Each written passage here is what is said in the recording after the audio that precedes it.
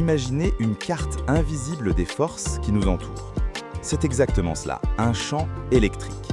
Il associe chaque point de l'espace, chaque minuscule coordonnée, avec un petit vecteur.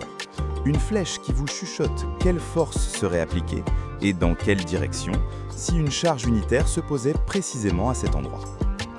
Ces champs en 3D sont fascinants, un véritable feu d'artifice de direction, mais aussi un peu chargés, très occupés.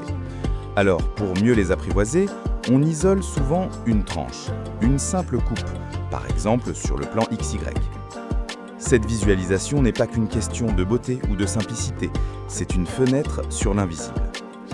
Et c'est là que la magie opère.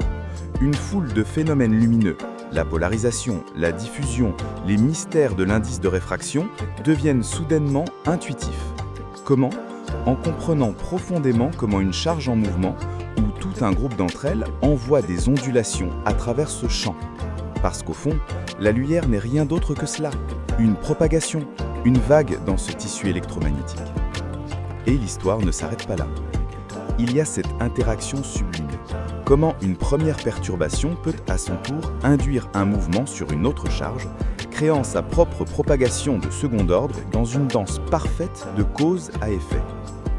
Attention, il ne s'agit pas des équations de Maxwell elles-mêmes, ces lois fondamentales et absolues de l'électromagnétisme.